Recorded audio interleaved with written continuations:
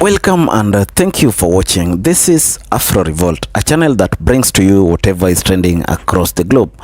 Now, what we always touch is things that are of great concern to the human race. For instance, racism is one of the areas that we have to teach each other on, because if we don't talk about it, then we are contributing towards creating a divisive world that we never preempt to have.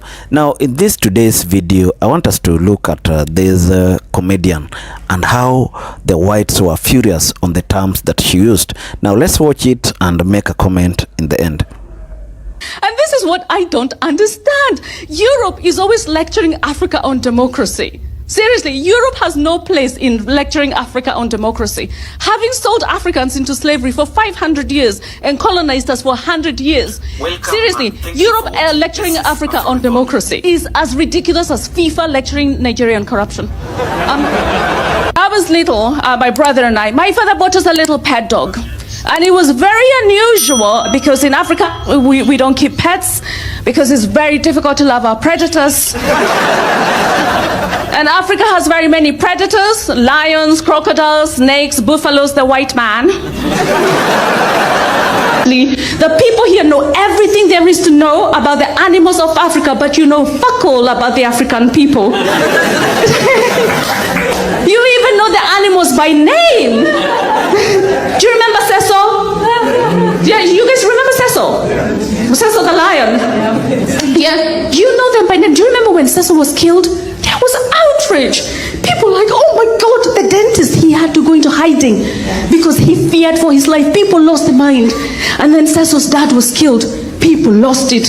And then Cecil's son. People were like, oh my God, they were in complete mourning. They were like, oh my God, first of all, Cecil. And then his dad and his son, oh my God. And we're like, guys, we are still traumatized by colonialism. They're like, shush, can't you see we hate money?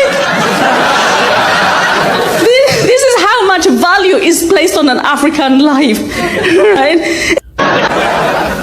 But you know, I found out that white mothers motivate their children to eat by getting them to think of a starving African. I'm like, what the fuck? Seriously? Like, white mothers motivate their children to eat by getting them to think of a starving African. We just use spices. Because when white people do one thing, it's called one thing, and black people do that exact same thing, it's called something else. Like poaching, hunting, terrorist, lone wolf, priest. It's insane.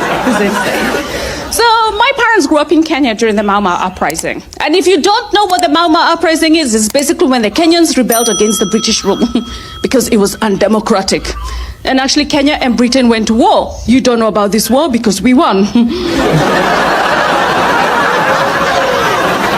This is why you don't celebrate it. People are always asking black comedians, why do you always talk about race?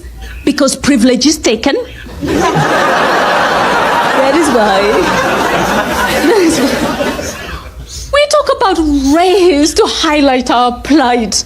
You know, we don't talk about race to make white people feel uncomfortable. We do that anyway without even trying.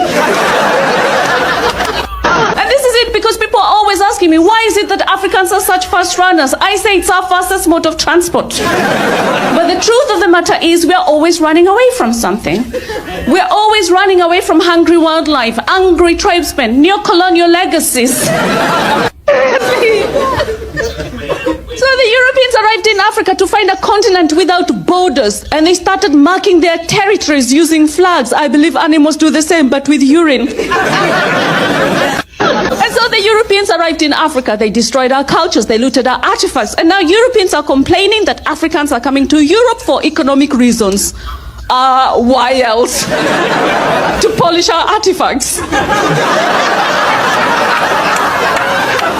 Seriously. So my parents grew grew up in Kenya during a very difficult time. You know, there was a politically induced famine because famine is a very effective weapon of war.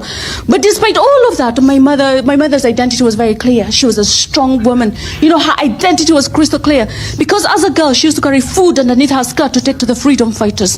And I was the daughter of sacrilege.